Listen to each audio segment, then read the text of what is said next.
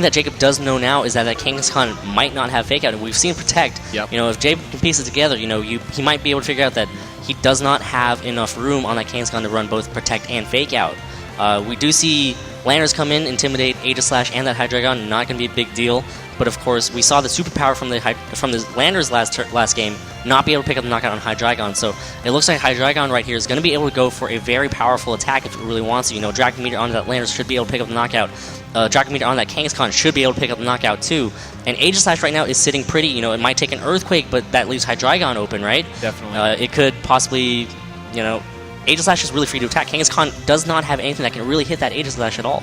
I think it's really cool to see, just listening to you and watching these players play. Like the Hydreigon right now, I feel almost the safest move is to Draco Meteor into that Lander slot because we know that it's choice and it's either. It didn't switch out now, but it's going to switch out with the U-turn. So I was just about to say it's going to go for the U-turn on the Hydreigon slot, do just about 50% and get out of there, potentially going after something that Wolfie feels like can take a potential Draco Meteor here. Has to watch out though. If that Hydreigon went for the Draco Meteor on the Kangaskhan, this turn Hydreigon's going to be faster than that Kangaskhan because you know the speed hasn't adjusted yet for the movement. Yeah, he is not.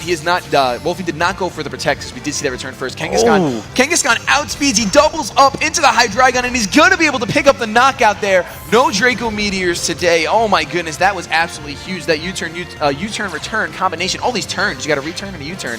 We're going to see Aegislash go for the stance change. Going to go for a Flash Cannon. I think that it's going to target down the Kangaskhan here. It's going to do a sizable amount of damage, over 50%, bringing it into the yellow. But Jacob is down one Pokemon on turn 1. Yeah, and you know, like I said, had to protect that Hydreigon a bit more, and Wolfie realized that. Wolfie targeted down that Hydreigon with a U-turn and a return. I was surprised to see that Kangaskhan outspeed that Hydreigon. You know, a lot of the Kangaskhan's, you know, they run Adamant. That's not a boosting nature for speed. Yes. But it looks like Wolfie is either running the really fast Kangaskhan, or Jacob opted for a modest Hydreigon. So to boost its special attack instead of boosting its speed. Right. Unfortunate to see right there as we see Azumarill come in. Azumarill right now, you know, we've seen it earlier on stream with John Hu, so I'm going to be interested to see what this Azumarill can do. Yeah, it has different options. Yeah, it has so many options. It can be, we saw the Belly Drum set earlier on in this tournament yesterday, but we're going to see what this Azumarill wants to do. We're going to see King Shield from the Aegislash and a Protect from the Kangaskhan, I believe. We're going to see the two water types here just going at it. Scald is going to get completely ignored to that King Shield, and a Play Rough into the Milotic is going to do a little under 50%. So Milotic just proving its girth. Yeah, so, I mean, that did not 50%, so that Milotic is definitely one of those Milotics that's out to stay. I mean, definitely. Get the Moringa Berry boost and, you know, invest in that physical bulk and just recover off any damage that I can take. You know, if Intimidators come in, hey, that's even better for you because you get boosts and stages of special attack. Definitely. So I don't think that this Azumarill will have that Belly Drum. That's going to be unfortunate because, you know, you want to be able to get those boosts. Yeah, you want to see it. It does come at a cost, of course, 50%, and then if you have the Citrus to recover. So maybe he's not running a Citrus Berry. We're going to see Kangaskhan switch out for the Heatran. Then we're going to see that recovery you were just talking about, so the Milotic can kind of stick around here, just going to be able to take moves. And Azumarill goes for the Ice Punch on that Heatran, so a beautiful, beautiful switch in by Wolfie. And then we're going to see the Aegislash once again switch into Sword form, Blade form, go ahead and use a Flash Cannon. No matter which Pokemon, it's resisted right now, so he targeted down. The Heatran slot is just going to be able to take that just fine. So beautiful, beautiful switch in for Wolfie, although the Azumarill is on the other side of the field. Yeah, an interesting thing to see, you know, Azumarill go for that Ice Punch, probably expecting a switch right there into a Landers Therian. So a good call right there from Wolfie to switch to that Heatran into that slot. I mean, super dangerous because it could have been going for a Water type move and that would have just done massive damage. Yeah, it could have gone for an Aqua Jet. Maybe it's running Waterfall. Not exactly sure what this Azumarill is running. You know, usually we probably see the Belly Drum right now if we had the Belly Drum. You know, safe switch right there because, you know, Shadow Ball couldn't target that slot, and instead the Flash Cannon will be coming into that slot too. So Wolfie realizing the situation, you know, he has Milotic now at full health. Heatran switched in for essentially free. You know, Aegislash has to be careful about targeting down that Milotic because, you know, it's going to get the Moringa Berry boost, and Shadow Ball and Flash Cannon, their secondary effects, lowering special defense. Yep, and that's going to be able to pick up knockouts faster and faster because the special defense is going to counteract. And competitive. And competitive. Oh my gosh, that's always the worst when you get a secondary that you don't actually want because it doesn't work in your favor. We're going to see Heatran does go for that substitute there. The question is Jacob going to let this happen twice? He's going to go for play. He is going to let this happen twice. So Heatran's going to sit safely behind a substitute. We're going to see the attack drop from the play rough, so competitive is going to boost Milotic's special attack. Oh my goodness, we were just talking. Commentator's curse. I'm so sorry. I'm so sorry, Jacob. Oh man, how unfortunate is that, you know? How often do you actually see play rough do that? I would say 10%, not too often, because time, usually right? when you throw those play roughs around, you're doing a lot of damage and you're around. knocking Pokemon out. Yeah, and my situation with the Shadow Ball and the Flash Cannon, that was a little bit better because special defense dropping, you don't mind that because it's going to be a bit easier to knock out. But having an attack drop, it's like an intimidate.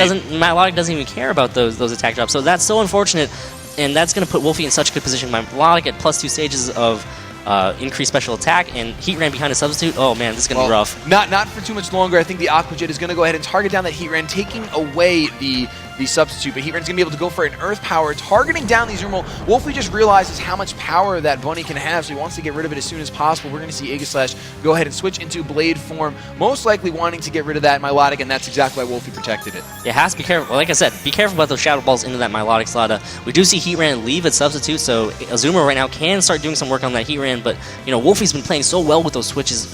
He might find a safer switch with whatever Wolfie has in back. I mean, we've seen the Kangaskhan. There is one more Pokemon in back that we haven't seen quite yet, I believe. Or no, the Landorus, that's right. Yes. So, definitely. It's tough because Wolfie is playing very well, but I feel like that Azumarill does put on so much pressure for almost his entire team. Like, it's such a strong Pokemon. Like you said, Play Rough is a move that once you see it come out, it's usually picking up knockouts the first or second time at most because it's just so strong with that huge power boost that Azumarill does have. So Wolfie might not necessarily have a safe switch in, and that's why he's actually just going to stay in here as Azumarill goes for a Protect, because I think the tables have turned a bit. Jacob realizes that Wolfie's going to want to target it down, but it looks like Wolfie's just going to set up another substitute. Milotic's going to recover up, and we noticed that Aegislash did not go for a huge shield, so it's going to be trying to target out something, most likely the Heat Ran at this point, because he didn't want that extra safe substitute. Let's see what Jacob made the call. He made the call to go for Milotic. Are we going to see a special defense drop? We're not, but we are going to see that Moringa Berry get eaten up and raise its special defenses even higher. Yeah, and Wolfie, again, that Heat Ran behind a substitute, that's going to be problematic. Azumarill should have gone on the offensive there, I felt like. Go for an Aqua Jet, at least damage that Heat Ran before it can get up a substitute. We see it going for the Earth Powers. We see it not do too much damage to that Azumarill. I mean, Azumarill could probably take like 2 or 3 more of those Earth Powers. Yeah. So, unfortunate to see Jacob not go on the offensive there. We do see the Moringa Berry activate on the Milotic. That's going to make it a bit harder to knock out. You're going to have to double up into it if you're Jacob to go for the Play Rough and another Shadow Ball into it in order to pick up the knockout on the Milotic. And we see exactly how much staying power Milotic has here. Yeah, definitely. We're going to see the Heat Ran just go ahead and go for the Protect. We've seen that it's been carrying the leftovers, so it just wants to get a free turn of recovering its HP after using that substitute. We're going to see the Aegislash does go on the defensive at this point. We got to remember, we're over halfway done with this match now. We have 7 minutes and 20 seconds left in this timer. We're going to see an Aqua Jet get completely protected by that Heat Ran, and then we're going to see a recover on the Milotic. So I think Wolfie's at a point where he just wants to live. He just wants to live it out. There's 7 minutes. I'm not saying that he's going to run into timer like he did yesterday on stream, but it's an option. Yeah, and Wolfie is one of those players that plays very meticulously. He thinks about all his win conditions, and a lot of players, they do sometimes forget that the timer is a win condition. So, Wolfie does realize that right now probably, and Milotic's sitting pretty right there with a +1 boost in, special defense. Heat Ran hiding behind substitutes, recovering health from leftovers as Azumarill go for those Aqua Jets. So, Wolfie in a really good position right now. Jacob has to find some offense right here.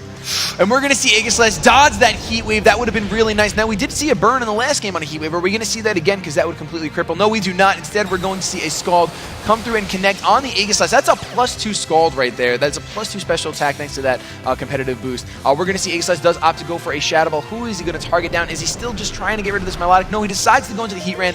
A good option, definitely, because right now it is out of substitute range. Even after leftovers, I think it's going to need to try to protect and gain some HP back. Yeah, and again, Azumarill with the Aqua Jet, that's going to apply pressure to that Heat Ran right now. So, good position, a little bit better position for Jacob. Again, that Milotic is still sitting pretty, he has to find some sort of offense to be able to pick up the knockout. We still haven't seen Jacob's Mega yet. Charizard will not really be doing too much against it. If he brought Venusaur, the Mega Venusaur, that could probably go head-to-head against this Milotic a little bit better than Charizard would. Definitely. We're going to see Wolfie actually just withdraw that Heat Ran, not wanting to go down. It's going to get Intimidate off on both the Azumarill and the Aegislash. However, of course, Aegislash has shown that it's a special attacker. Although it could actually tech the Shadow Sneak as we've seen before. So who knows if that Intimidate's going to matter. Azumarill actually going to go for the Protect here, wanting to play it safe, knowing that Heat Ran really can't set up substitute anyway. So either Heat Ran was going to protect or was going to switch out. Aegislash is also going to go on the defensive. So Jacob just making a very, very safe turn, and which means Wolfie got his Landers in for free. Yeah, and right now Jacob's probably just finding the best opportunity to pick up a knockout.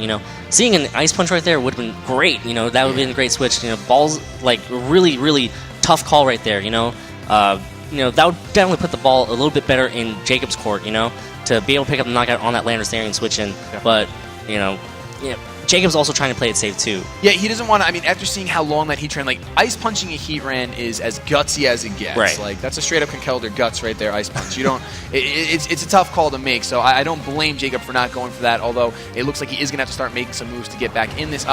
Landers is going to go for the U-turn on the A/, not doing much at all because it's not same type attack bonus and it is resisted. So just going to be able to get Landers out of here before taking potentially super effective hit from that Azumarill. We're not sure what Wolfie's going to switch in. The Heatran is very low, so I'd be surprised if he does actually go into the Heatran, maybe feeling like it's time for this little guy. He's done what he's had to do. And it's just time to see him go. Milotic's going to go for a Scald. It is going to connect on the Aegis Slash, and it's just going to miss the KO, but it does snag a burn, which puts it on a timer, a very short timer. And the Heatran just takes his Ice Punch, no problem. So Wolfie is just outpacing Jacob right now at every turn. We're going to see Aegis Slash go ahead, and it's going to go for the Flash Cannon. Yet again, outpacing. Is Heatran going to be able to live this? It is going to live on 1 HP! That is 1 HP it's going to live on. Oh my goodness. My socks just got knocked off. They're gone. They're gone. That is such an incredible Someone switch right there. Someone find my socks. They're gone. Jacob was expecting, a switch right there, definitely. Either Lander's going to switch out, or go for a U-turn right there, but could not pick up the hit on the switch at all. Expecting either Kangaskhan to come in, or, oh man, that's just so unfortunate. This Milotic is just out of control, man. I think she stole my socks, honestly. I think she has at this point. She's taking all these stat boosts. I think she just took them. I don't know what's happening. 4 stages of increased special attack right now for that Milotic. That thing's going to be hitting really hard right now, and Jacob is just against the wall. He really is. He's really between a rock and a hard place here. Wolfie's just made some excellent predictions, some crazy switches. He's going to switch that Heatran out once again to get an Intimidate off. This Azumarill is going to be at -2 now. This is the second time it's going to be intimidated, and of course, Landers is going to get intimidated as well, so it's not going to be hitting as hard as it would have been. But I think right here, I think that Wolfie just put himself in such a good position. We're going to see the Aqua Jet come through, and even at -2, it's a crit! That's what I was going to say, at -2! Are we kidding right now? This is serious. The Scald, though, is going to be able to one-hit KO that Landers and take it out, so Wolfie in a 4-1 situation here. Pretty secure. Yeah, and we see Azumarill right now just going up against 4 Pokemon left on Wolfie's side. Milotic and Scald. Landers there and can just go ahead and go for Rock Slide. He can really hit it with anything right now because Jacob's in such bad position, and that's just unfortunate to see. Definitely. I mean, there's a lot of pressure on this game. A lot of pressure during this tournament. We're going to see Milotic just go for the Scald, miss the knockout on the Azumarill, and we're going to see the Citrus Berry. I believe it's a Citrus Berry. I should wait from now on. Citrus Berry is going to get popped and is going to recover some HP, and a Play Rough is going to connect. We know that that's not going to pick up a knockout right there. That only does 50 points of damage. Yeah, and right now, Kangaskhan can just go ahead and go for the return. Milotic can just go ahead and go for the Scald to pick up the knockout on Azumarill.